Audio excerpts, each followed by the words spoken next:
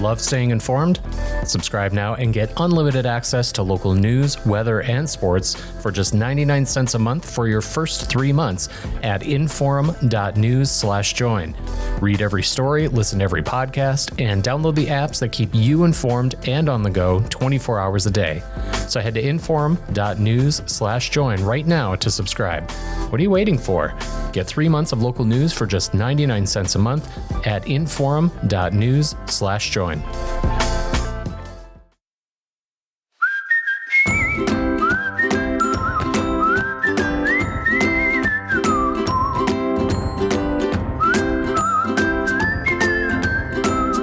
Welcome to Plain Talk. Happy to be with you. And listen, I'm going to tell you where I'm going to be on Saturday, and it's going to be at the Minot Public Library. They have organized, I shouldn't say this. Some volunteers at the library have organized an event at the library to protest a couple of bills before the legislature. We're talking about House Bill 1205, introduced by House Majority Leader Mike LaFleur, Republican from Dickinson, as well as Senate Bill 2360. I got that right. I didn't say 2306, as I've been wanting to write all the entire time I've been talking about this bill. It's Senate Bill 2360, introduced by Senator Keith Boehm of Mandan, although one of the co-sponsors, notable co-sponsors, is Senate Majority Leader David Hogue, Republican from Minot. These two bills are what I would describe as censorship bills. Ostensibly, the supporters would say that they're trying to protect people from, and children in particular, protect them from pornography or content that they shouldn't be accessing. And the problem is that it applies, the bills apply not just to children but to adults. And also they apply not just Senate Bill 2360 specifically, applies not just to public institutions like school libraries or public libraries, but even private retailers like Barnes & Noble or Walmart or Target. These bills are bad news. We'll get that right out of the bat. Here to talk with me about that, of course, my co-host, Ben Hanson, but also Janet Anderson. She is the library director for the Minot Public Library, and also Cody Schuler, who's the advocacy manager for the ACLU. Cody, Janet, welcome. Thank you. Thank you. So, Cody, first of all, tell me about these bills from the perspective of your organization, which obviously, I mean, anytime we're talking about the ACLU is looking at this from a legal perspective. You guys are the lawyer group. You file suits. That's how you go about the bulk of your advocacy. So I guess you're looking at it from that perspective. What are you guys seeing in these bills? Well, I mean, they're violations of the First Amendment. So I'm not an attorney myself as an advocacy manager, but I can tell you that we already have things like the Miller test. We already have established Supreme Court precedent to be able to name obscenity, pornography, and all these things. And here we are trying to narrow those definitions, trying to put this upon, as you said, retailers, on libraries, on schools, and just taking it too far. Cody, can we back up a little bit? For both you and Janet, you mentioned the Miller test. I wanted to see if you could kind of describe to listeners what that was. And then the ACLU is a nationally known brand, but maybe it's not known. I think there might be some listeners that are maybe even a little surprised it's in North Dakota. Before we even jump too hard in this bill, could you kind of describe what the ACLU does in North Dakota? Is it just, I mean, from what you described, is it simply lawsuits, or what all are you doing here? Oh, yeah. So the ACLU of North Dakota, we have an advocacy department and a legal department. And so, the ACLU is oftentimes really known for, we'll see you in court kind of things, to be able to establish, cases of impact. And so we do have that with our legal department. But the ACLU was really founded in 1920 as an advocacy organization. And in recent years, we've really strengthened our advocacy work across the country. And here in North Dakota, that means that we're doing everything from community organizing to lobbying in the legislature. And so what did you mean by the Miller test when you said that?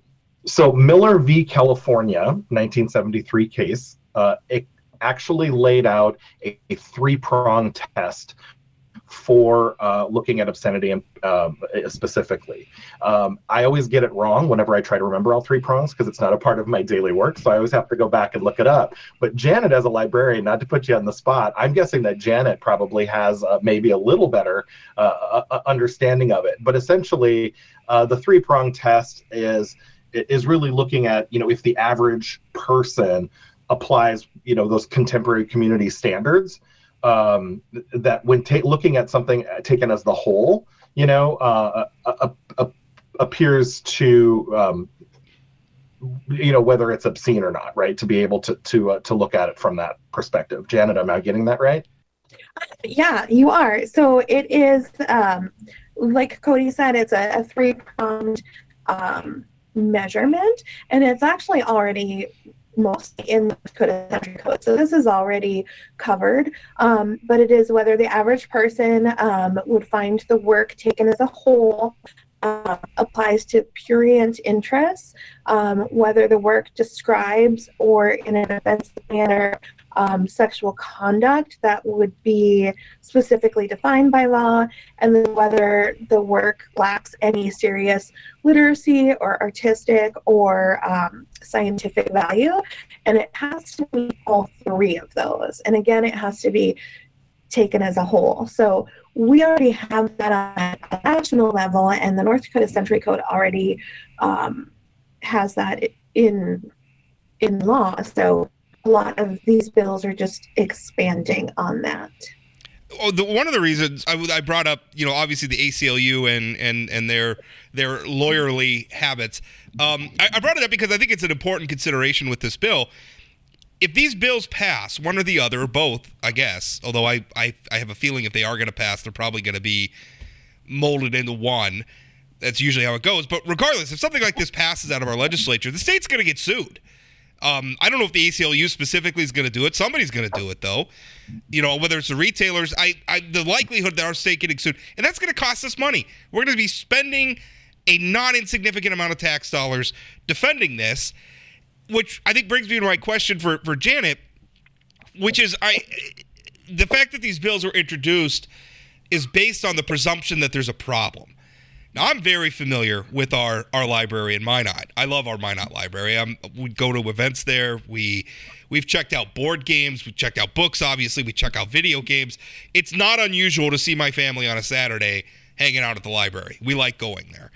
And I don't perceive that there's a problem. I'm not that worried about the content that's on the shelves. My kids are down in the children's library, but then they'll come up to where I'm hanging out up in the grown-up section upstairs, and I'm not worried. Like I don't have any concerns about the content in the library. And if I see them pulling down a book that I think's maybe a little bit advanced for them, I'm there as their dad to say, well, maybe we'll wait a few years on that one. I don't perceive that there's a problem, Janet. And one of the things you were telling me before we started recording is that the Minot Public Library, you just held a public meeting talking about how you navigate some of this stuff, the process for selecting the materials in the library. Can you talk about that a little bit? Because I think one thing we need to illustrate here is where is the problem that these bills are trying to solve? So can you talk about that a little bit, Janet? Absolutely. I mean, the short answer is there's not a problem.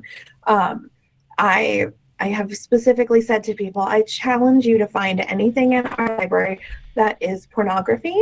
And if you do, bring it to me and let's talk about what you think it is and why you think it is. So last night we held a program open to the public called The Book Goes Where, and I invited all of our local legislators, city council, my library board, as well as the public. And we had over 40 people come. We talked about, it was kind of boring. It was all about policies and procedures. It was, how do we decide who's ordering what books for where? What resources do we use when we're looking at those? Whose eyes see those orders all the way through the process? And what do we do when there's conflicting information about like what age level something should be? One thing that was brought up that was really interesting, because this is something we've been hearing, is that people seem to be under this impression that the American Library Association, which is our professional national association, is telling us what to order. nowhere in that process are we getting information from the ALA. We do use the ALA established intellectual freedom and statement of freedom to read. We use those as guidelines, but we are not taking information from the American Library Association. We're taking it from journals and patron input and peer reviews. So that is something that is very interesting, that not many people have asked us about this. And some of the bills even say a library must do this. And as librarians, tell them, but we already do. We already do. Like, why did you ask us first? We are happy to share that. Janet, how long have you worked for, are you at the Minot Public Library? I'm sorry. How long have you worked at the Minot Public Library? 10 years. I'm sorry, how many? 10. 10 years. How many times in 10 years would you say that either parents or others, concerned citizens, have come in addressing books like the ones these bills purport to want to remove from your libraries? So it's a really good question. There might be two answers to it. First of all, we have a formal process. I would be willing to bet money that every single library has this process and this same form. It's called a request for reconsideration. So if somebody comes in and complains about a book, saying they want it withdrawn or they want it moved, our staff are trained to offer them this tool, a request for reconsideration. A lot of times the conversation stops there, because part of that is they have to fill out the form, but they have to read the book as a whole. So I can't tell you how much time it stops there, but I can tell you that I've been library director for 8 years, and I've only had 4 requests for reconsideration. Did those requests go through? In 3 cases, I opted to make no changes to the items that were being challenged. In 1 case, we did move a series of books from the teen section to the adult section. So in other words, the system's in place and it was used and then it worked. Okay, Right. got it. I think what we're hearing is that when I tell them, no, I'm not doing anything, people think it's broken. One of the problems in this, and I think Cody could probably speak to this if we're talking about the history of jurisprudence around obscenity and everything, is a lot of this is in the eye of the beholder. In fact, there's actually a famous quote from, and I'm going to paraphrase here, probably butcher it, but there's a famous quote from a Supreme Court justice who says, "I can't define pornography, but I know it when I see it." That speaks to, I mean, we could say, well, is something pornography or not? I don't know. I have checked out some books from the Minot Public Library that's got some pretty racy sections in them, right? And but to me, that's art. That's part of literature. And is that appropriate for everybody's children? Listen, I'm not your kids' parent. That's up to you. You figure that out. I don't want the government making that decision for me, but I mean, sex is a part of life. It's a part of literature. And I think everybody's going to have different tastes. And it becomes really, really hard to have a process that's going to satisfy everybody based on taste or based on scruples or whatever. I don't know. It's not perfect. So I think what we do is we set up a process. We do the best we can. We have that process. And the fact that it's not even being used that often, 4 times in 8 years is nothing. In one of our state's I realize Minot's not big by any other standard but North Dakota's, but one of our state's largest communities, 4 times in 8 years speaks to there's not a problem here. But Cody, we've talked a lot about this, and I actually had a former lawmaker email me frustration over these bills, saying everybody's talking about this in the context of libraries, everybody's talking about this in the context of schools.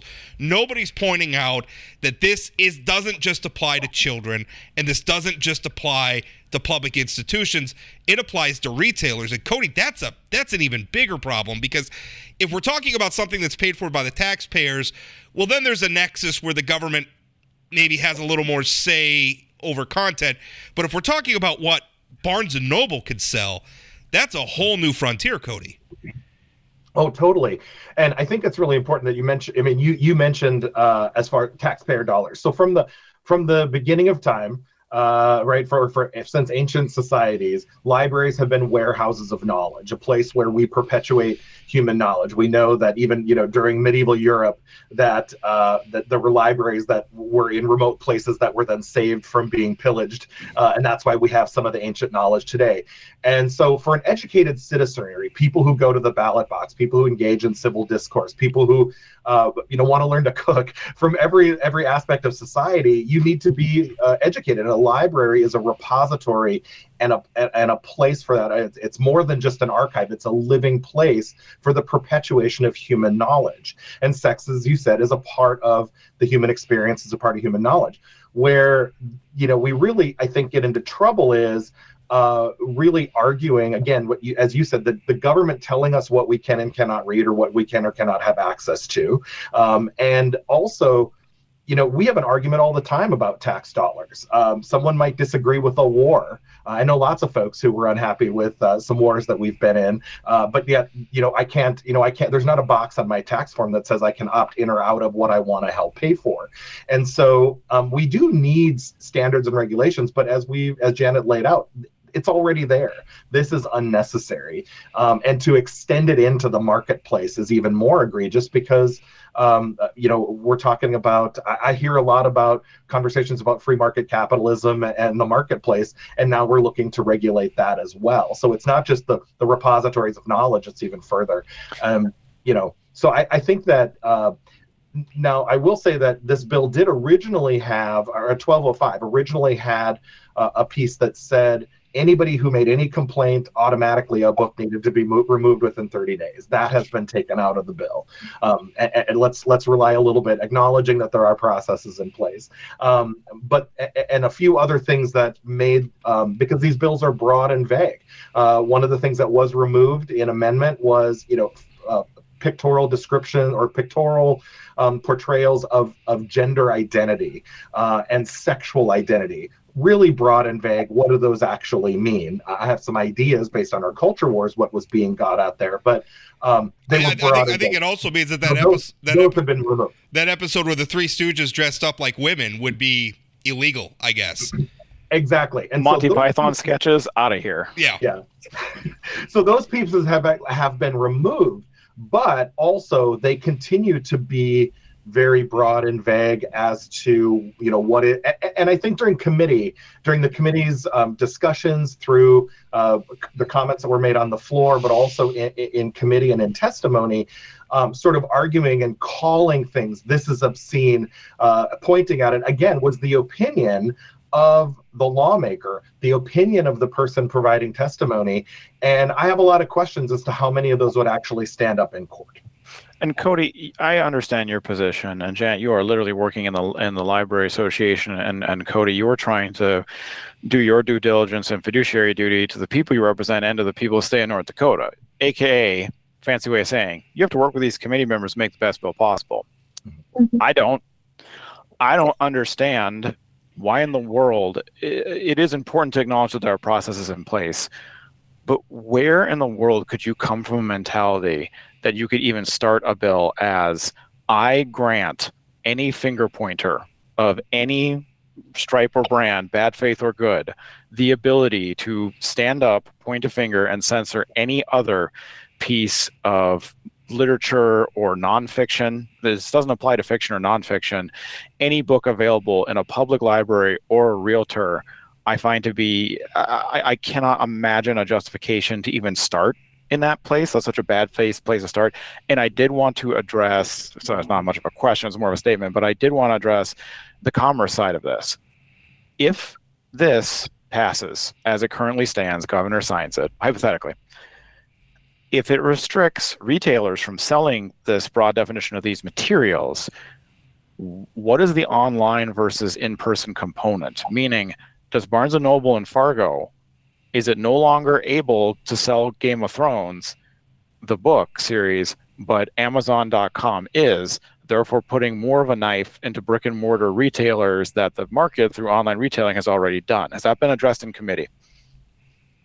Not that I'm aware of. That is something that I'm trying to, myself, trying to take a stand on, and I believe North Dakota League is concerned about that, as is Chambers of Commerce.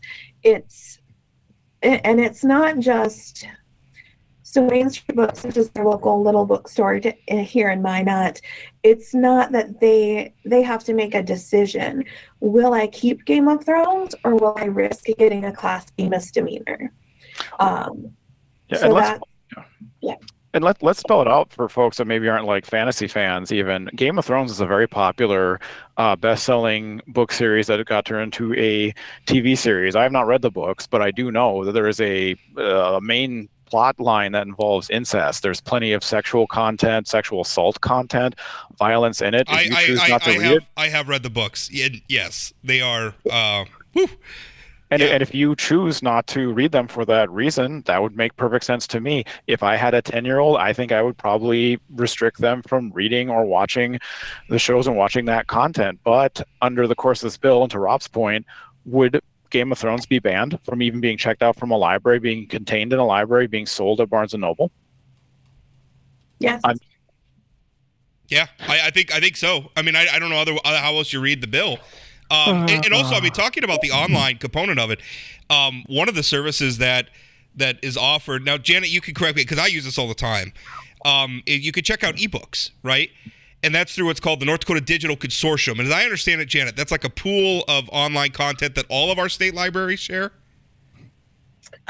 Yes, I believe at this point now all of North Dakota libraries are a member, and it allows for digital downloads of books, audiobooks, magazines. Right. So that to Ben's point, I check out books all the time from the Minot Public Library. They download directly to my Kindle. Is that regulated by this? I mean, that's kind of the same online versus brick and mortar debate. I don't know. Do you guys also find it really interesting as I read through these bills that it's really super focused on sexual content, and I don't see anything like about violence in there at all? Like, and listen, I don't want these bills to pass at all. I don't want to censor any content, but we're super concerned about descriptions of sex, but not because that's the other thing Game of Thrones has is a lot of people getting killed in gruesome ways. It's such a wonderful book series. You should really read it. But I mean, there's a lot of violence in there too. And these bills don't talk about the violence at all. So if this is really about protecting children, Cody, why are we not talking about the violent content? Which again, I don't want to go down any of these roads. I don't want to censor any content, but that is so weird. It's sexual content, but we're not talking about violence. What I'll say this, Rob, is I think it really this is another element in the culture wars. Based on the bills, these bills in their original form, especially addressing sexuality, I have to see that as a branch of the assault that we're seeing on the LGBTQ plus community in other parts of other bills in the legislature. So I just see this as one part of it. I think that it's a part of a desire by some to advocate for abstinence-only education. I've heard legislators in various pockets throughout the session talk about, one legislator referred to comprehensive sexual education should not happen until high school. And so there's a lot of ideologies, religious philosophies, et cetera, that are entering this. And so really these are culture war issues. And so we're really putting it onto this. The other piece that, Rob, I really want to bring up is the concern that I have around the mixed messages that we have around local government control, right? This is really the state telling local libraries what they can do. And I think what I found disturbing was when these amendments on 1205 actually were being offered in the House Judiciary Committee, a couple of committee members did ask questions about local control and saying this really infringes on that. And the bill sponsor, Representative LaFleur, said, I believe in local control as well. And I'm paraphrasing. He said, I believe in local control as well, except for when the local folks aren't doing their job. Then we need to step in. And so that really concerns me from a philosophical, ideological standpoint as well, that when are we going to, when are we going to decide when local control isn't, when the local authorities, local library boards, when they're not doing their jobs, when our local city commissions aren't doing their jobs?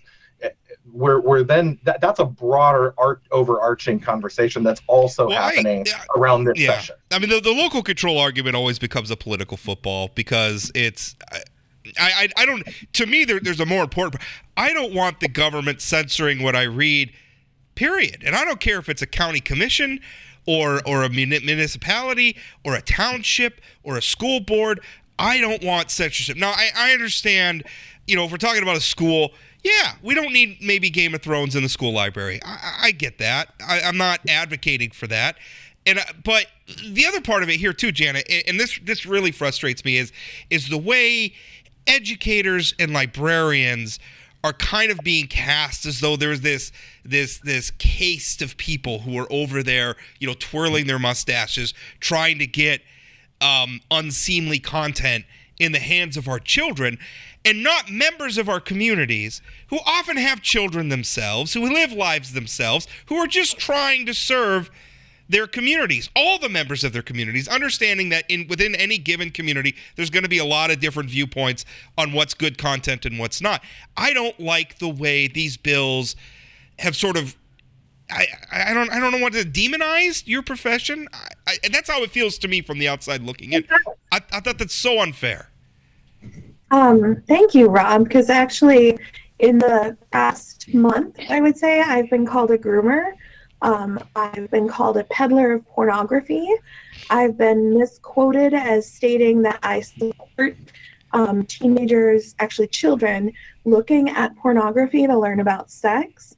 And it's harmful to our career. And they don't, these people don't take time to come and talk to us and learn what we do. And I know that at one point, the legislator did say, essentially, if you aren't reading every book in your library, then maybe you shouldn't be in this job. I have 140,000 items in my library. So please pay me to sit here and read those books. I would love that. And you're only on what, like 120,000 by now? Oh yeah. Yeah. Absolutely. Janet, you said you were being called groomer and a series of other untoward names. Are you comfortable sharing by whom or where this is coming from? Has a legislator accused you of this? Has someone in the community, someone's working with the sponsors of this bill, accused you of other librarians of this? The word groomer is mostly being thrown around by non-legislators. So that's just coming from social media comments and whatnot. And rather don't want to throw anyone under the bus, but there have been two legislators in particular who've been very confrontational with our staff across the state and who have accused us of pornography peddling.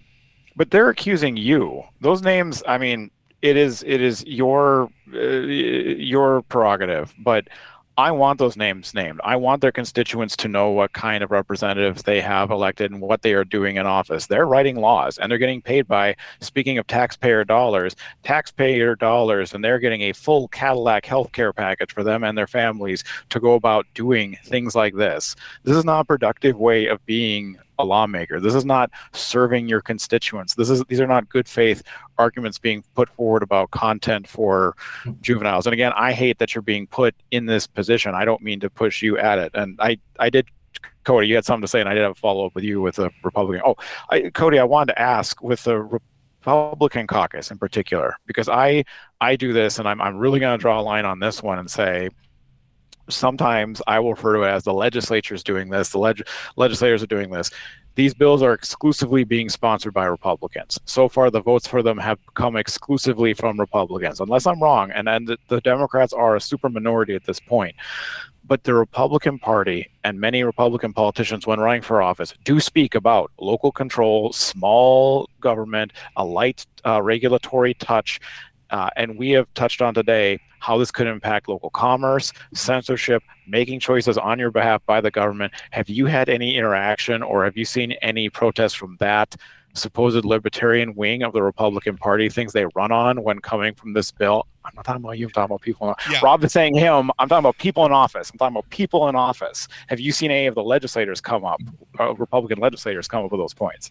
Well, I will say this. First of all, if you want to name the names of as a ACLU as a nonpartisan organization, and so I'm not going to sit here and list names unless it's directly related to something I'm quoting. But I will say this: the video is all there. You and others in the public can go and watch, because many of these things have been said on the record in the House Judiciary, in the Senate Judiciary, and on the floor as well. And we can say that. I will tell you that in the conversations that I've had, there are some Republican lawmakers who are voicing concern about this and some of the other culture war bills. I feel there is sort of that libertarian conversation that's happening. However, it's not happening very loud. I'm not hearing a lot of pushback in committee or on the floor during debate. And I think that this even goes a step further beyond our elected officials into community organizations. Senator Boehm mentioned in his floor speech groups going into libraries across the state, documenting with timestamps where books are, et cetera, so that no one can pull them off the shelf and say they weren't there. And so that leads me to believe that there's other organized efforts. This isn't just the legislature taking this action, but that is, I want to be a conspiracy theorist because I loathe it, but clearly it's been stated on the record that there are citizens out there also taking these actions, and that makes me concerned for folks like Janet being able to do her job. Well, I think Ben and I think will probably continue this conversation after. Maybe it's a better one for us to have, but I think that's part of it, where Ben said a moment ago that these lawmakers are getting all this money and they're getting paid to do this to us. I think we can't leave out, there is a not insignificant portion of the public that wants this. That's a reality that I think is very hard to deal with. It's hard to admit, but there are people out there. Some of these lawmakers campaigned on stuff like this, and now they're following through on their campaign promises. And I don't know. I mean, I haven't polled the public. I don't know that there's an election outcome that we could specifically point to, but there is a constituency for this. I don't know how large it is, but there is a constituency for this, and it's unfortunate. I would agree, Rob. I would actually encourage you to dig into that. You did a great column looking at the Bastia caucus and the sort of the numbers on the ground. I love that column. I read it. Was very appreciative of the work you did on that. This would be right for that kind of work as well. Okay. Well, I'll see what I can do. Unfortunately, I don't have the budget for public polling. Unfortunately, Janet. Let me ask Janet. Oh, go ahead, Janet. I was going to say, I know this is very academic and informal, but the Minot Daily News did a poll. They do a daily poll. Books should be banned or censored. And last I had checked, over 400 people had taken it, and 78% said no. So there's something. Janet, I did have a follow-up for you. I'm wondering, when we're talking about constituencies for these kind of bills, I'm wondering how specific the impressions are of people that want this. Because to Rob's point, if you said, hey, we have a grade school library and I've just found out what Game of Thrones is about and we have that in there, and a parent says, hey, what in the world? Why'd you put this here? I think all of us have expressed here sympathy or, just agreement with the idea, like there's certain content that belongs in a grade school, even high school, and there's certain content there's a difference between curation and censorship. And when those local legislators are campaigning locally, is that what they're saying? Is the constituency, do they know this is going to restrict brick and mortar commerce in a way that it doesn't online and put local business owners at a disadvantage to online retailers? Do they know it impacts retail beyond taxpayer-funded libraries? Do they know those details? I don't know, and I'm not calling them stupid either. Tracking legislation is hard. It's detailed, and that's why I get obviously I'm got steam coming on my ears too on this, and I want names named and details put in, because when I have people like newly minted Majority Leader Mike LaFleur, who heads the largest Republican caucus we have seen in decades. They've been the majority for a while, but it's the largest we've seen in decades, saying things like, I'm for local control, except, and he also said, if you think this is, because someone in committee asked him if he was for censorship, and he said, well, if you think this is censorship, then yeah, I guess I'm for censorship. Now, he gave caveats to that. There's nuance to it. But when you're the majority leader, when you head up the caucus, when you hold that position of prominence, your words matter. And saying that local control might not matter, that maybe I am for censorship in certain areas as the head of a wing of government, that means something. And I'm wondering if those constituents that are so for small government, that want less taxation in life, that want less regulation in life, I wonder if they know that's the majority leader of the party that they were voting for to put in office. We had this event yesterday that I can only tell you, what 40 or so people, but my impression is that no, they did not understand this. They didn't understand that we had policies and procedures in place, but they also didn't understand that HB 1205, it doesn't just say in the children's library, it says a public library may not maintain in its inventory books that contain sexual material. So we had conversations about what does this mean? We have a book in our children's library about puberty. We wouldn't be able to have that. I wonder if you would be able to have the Bible.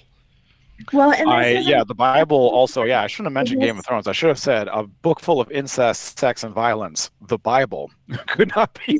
So the impression I get, and I don't know if Cody, if this is what you get too, but we've used that argument repeatedly. I've had pastors write in and say, this would mean the Bible is not available. But what we hear is, oh, well, that's not what we mean. That's not what we mean. Oh, okay. Well, but the bill doesn't clarify that. Well, it actually is said very clearly, even on the record, have said this is about protecting children, and yet minors aren't really even specifically listed in aspects of these laws as well. And then, and I referenced the culture war issue earlier. When we have legislators quoting scripture on the floor, when we have them then in committee also pointing at some of these things and disagreeing, in an exchange between Representative Van Winkle and one of our librarians that was testifying initially on 1205, in that earlier bill. So it's been changed, but there was a children's book that was given as an example with two male hamsters, sort of adopting a smaller hamster and making a family. And the librarian, said this is a really cute book, and this would be banned by that earlier. And Representative Van Winkle made it very clear, saying, well, you have a different definition of cute than I do, and going even further to say that knowing that that these legislators are also then quoting scripture, etc., that we're also seeing religion influences, or a particular religion. I have a religious perspective. I'm guessing Rob, you do, Ben, Janet. I mean, we all probably have that. What is happening here is the government imposing a particular, religious belief is the intent behind some of this as well. It's not just Republican ideology, local control, Democrat ideology. It's going beyond that. It's even going into other areas of the First Amendment that we need to also consider here. And so that concerns me. And it's not just this bill. It's across the spectrum on a variety of these culture war bills. Well, folks, we're over time, and for that I blame Cody and Ben because they were late. Janet and I were on time. Cody and Ben were late to the end. You should. That's accurate. That's accurate. That's accurate. I strive for accuracy in all things. But we're going to end it there. Thank you, Janet, for coming on. Thank you, Cody. Thanks for having us, Rob. Hi there, my name is James Wallner. I produce and host the podcast Dakota Spotlight, a true crime podcast that tackles historical and unsolved crimes in the upper Midwest. Follow along with me as we search for a missing girl, attempt to solve a 45-year-old murder, and much, much more. That's Dakota Spotlight Podcast, anywhere you get your podcasts, or at inforum.com/podcasts. Well, that was a very illuminating interview. And Ben, I think the top things I took from it are, one, we just spoke with somebody who's actually involved with this process that I think most of us have never really experienced before, which is the process of, I found some objectionable material at my library. Should it be there? Should it not be there? This isn't can we acknowledge, Ben, first of all, this isn't a problem? I mean, if in Minot there's been 4 requests about content over 8 years. Not only is it not a problem, there's a system. Sorry, Rob. There's a system in place to deal There's with a system in place that is working well, and now somebody is coming in and finger wagging at a state government level saying, I know better than you, putting in a ridiculous system in place. The original premise of this was anyone accusing any book of anything bad, that book would get removed. So apparently I could go in to the Fargo Public Library and say, I find the Bible offensive, and you will find no copies of the Holy Bible in Fargo Public Library. That's how the law read. I could go in and say, I don't think Barack Obama was a very good president, so take all his books out of the library, right? I think all of Rush Limbaugh's jokes are offensive, so remove all of Rush Limbaugh's books. Yeah, no more conservative political books. Where does it end? And by the way, I don't want to remove Barack Obama's books from the library. Nope, I don't want to remove any of them. Right. I don't really want to. By the way, I don't want to remove Mein Kampf from the library either, because I think it needs to be studied. I obviously do not support anything that's in it. It was written by one of the worst people in human history. But if you ban and censor it, you become part of the problem of erasing history and not studying it. There are just so many things here to make you scratch your head. The fact that we're so focused on sexual content. I mean, Mein Kampf. I'm trying to remember. I don't think it has any sex in it, right? So I mean, Mein Kampf would fly through. But probably not. It's probably one of the most concentrated distillations of fascism you're ever likely to read in one place. But there's no. Yeah. I don't think there's any sex in it. So I guess under these bills, Mein Kampf would be fine. I went to a private Christian grade school. Grace Lutheran grade school still operates in Fargo, and we had a book about puberty in it that featured pictorial descriptions of naked human bodies and how they change when one hits puberty as instruction for children. So apparently Mike LaFleur and company want to censor books that were deemed available by a small private Christian school in Fargo, North Dakota. I mean, this is beyond ridiculous. And what I find beyond disgusting is that someone like Janet, someone who's worked as a librarian, this isn't a glamorous job or a multimillionaire job. It's someone who wants to do their job, serve the public, serve a lot of, frankly, low-income people that get access to the internet there and are able to apply for jobs there. That is one of the many, many services the library has. Now, this bill wouldn't stop that. But why have we encouraged a culture that is now pointing fingers and saying things like groomer to someone like her, who has never peddled smut, who has never done anything even akin to what is being bandied about loosely and without caution or consideration by these legislators? It's irresponsible, and I think it's beyond bad faith. I think you're right, and part of what I think floors me about this is that there really is a constituency for this, right? I mean, I think we kind of talk about it, how big government's coming in and doing this stuff to us, but there's a group of people that want this, Ben.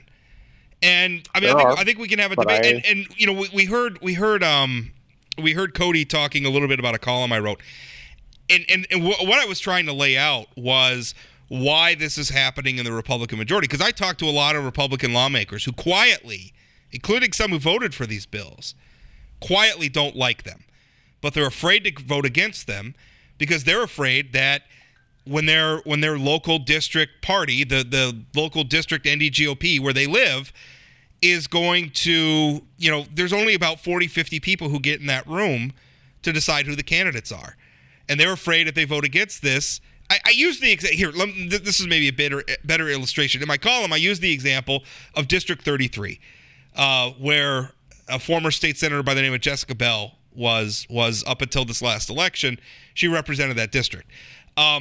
She was a reliably conservative lawmaker, a consequential lawmaker. She was influential in saving Coal Creek Station, which if it had closed would have been economically devastating for that region. She was defeated for her party's endorsement, first at the district convention and then on the June ballot, by the guy who is sponsoring Senate Bill 2360, Keith Boehm. Oh, so that's who we replaced Jessica Bell with. Right, and so she the reason why she lost, the issue that he campaigned on, was her vote to sustain Governor Doug Burgum's veto of a transgender sports bill, and he campaigned on it, and he won, at the convention where I think it was just a couple hundred people from that district selected the candidate. And then he won on the June primary over Jessica Bell, where I think just a fraction. I think the voter turnout was about 15% in the June election. So what you're having is a Republican Party, the candidates of whom are responding to what I think is probably a very small slice of the larger electorate. But because of the way that the process works, by the time these candidates I don't think there was a Democratic candidate in District 33. So by the time I don't think there was, and by about the time 10 Keith years Bain, before my time, District 33 was all Democrats. Right. So District 33's changed some with redistricting too. But the Beulah district were Democrats within I want to say through the 90s. Okay. I think. Yeah. Well, it's a different It was world. A coal miners union. It's a different world we're living in now. The Democrats lost the coal miners. Oh yeah, by far. But I mean that's kind of the problem is. I think the people in the legislature, they're not because the Democrats frankly almost don't exist on the general election ballot. We had 54 legislative races this last cycle that had no Democratic challenger at all. I can't remember, but it was the most we've had in a very long time because you can't convince people to run because they don't want to spend the time, energy, and money to lose. So I understand that. This is not me being necessarily critical of Democrats, although there's plenty to be critical of them of, but it makes sense. That's where you're describing where we're at. Right. So the problem is who serves in the legislature is not really being selected so much by the general election vote, but by the partisan selection process in the Republican Party. And that process has, in a lot of ways, is being influenced by a very small group of very active and very noisy people who are pushing stuff like this. And I want to know, you're saying, and you're correct, that there's a constituency for this. Even the bad faith version of this, the point the fingers, and any finger pointer gets enabled and empowered to censor anything they want to. To be clear, that part of the bill, it was part of the original bill, but it has been amended out. Just to be clear, it has been amended out, but it was there originally, and if it hadn't been amended out and had been signed by the governor, that would be the law. That is a possibility that could have happened, will no longer happen, but we're not done amending it yet. It can still have amendments and it still needs to be watched. There's that constituency there, but I do go back to, I have a little bit more faith in my fellow North Dakotans in that I'm wondering how many know the details, like we were saying, parsing out the details of this bill, like, hey, something that's age appropriate for schools versus we are going to curb and censor as the government what you can sell in retail, what is available for adults in public libraries. And when I hear, and that's why I asked Cody, because I felt like some of the questions I asked Janet and Cody were unfair because I was asking them almost as if they were the bill sponsors, and they are not. They're actively opposing the bill. But when I hear that there are Republican caucus members that are uncomfortable with this, or they're queasy on the side of it, but some of them are voting for it, or at the very least they're not defeating it, they're not even having the conversation out loud in committee. That's really cute. That's not, it's incredibly frustrating. Yeah, that supposedly a small government purporting caucus is purporting this specifically the right-wing brand of big government in your lives. I understand it's a left-wing brand too. I understand that. Sure. But that's what they're doing right now. And when I was in the legislature, we'd get Republicans saying to people like me, when are the Democrats going to run somebody good against blank and get them out of office? And we'd always have to turn to them and say, well, that district's 75% Republican voting in most presidential elections. I don't think a Democrat's going to win there. When are you guys going to nominate and run somebody good there?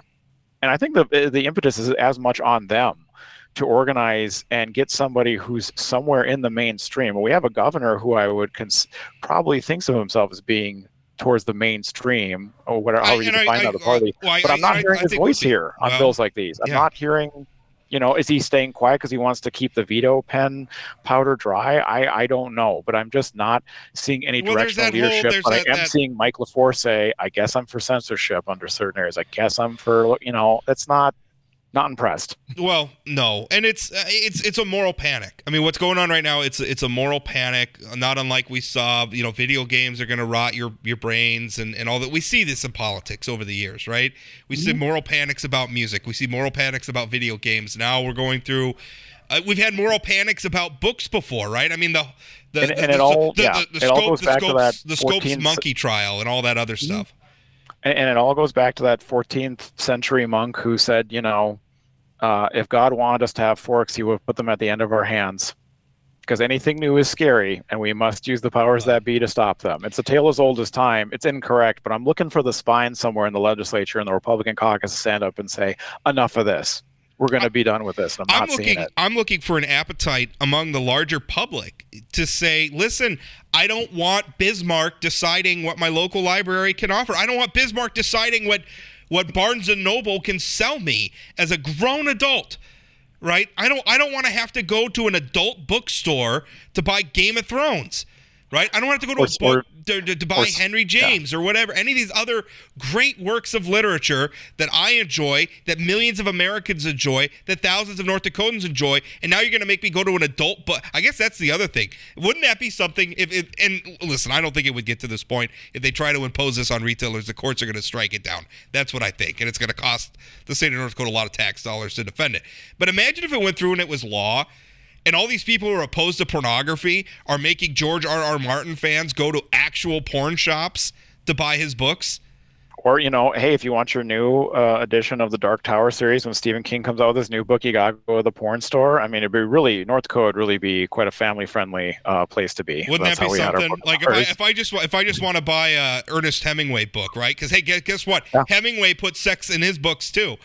Right, and under these bills, you're not even allowed to describe sex in the books. It has to be in a special adult section. My gosh!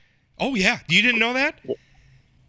Oh wait! Greek mythology is going to have to go straight to the porn store. I just realized if this bill goes through. Wow, this is from Senate Bill 2360, as passed by the North Dakota Senate on a 38-9 vote. It's and by the way, 38-9. That means some Republicans did vote against this. Kudos to them, along with Democrats. It said, I quote, "Written descriptions of nude or partially denuded human figures posed or presented in a manner to exploit sex, lust, or perversion for commercial gain." Well, every book that's written is written to be bought. And every book that has a sex scene that's intended to titillate. That's part of it. That's why they're telling it. That's why these books are popular. Sex is a part of life. What are we doing? But yeah, it's in there. You can't even describe sex, Ben.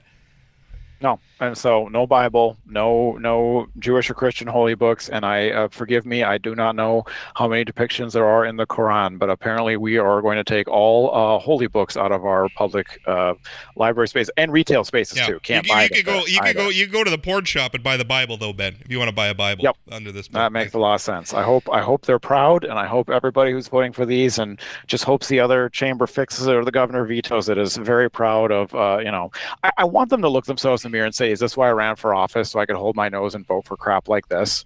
I guess. Well, you've got term limits now. You're limited to 8 years. Do something that counts instead of trying to get reelected. Well, by the way, I don't think term limits is going to help this problem. By the way, it ain't. All right, Ben. I think we're gonna put a pin in it there. We both got pretty exercised about this. We got to go blow off some steam, Ben. Yes. As always, I appreciate you coming on, and I don't know. I hope these bills die an inglorious death in the legislature, but we'll see. I hope they die an inglorious death, and we have future legislative sessions that do not portray our state as having these attitudes to make these kind of national headlines. They're not what we need, and I don't think that's who we are. Agreed. Thanks for listening, folks. We'll talk again.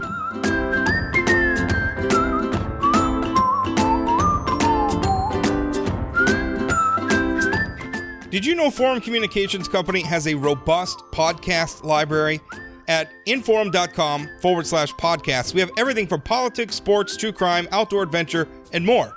Visit inforum.com/podcasts and explore them all today.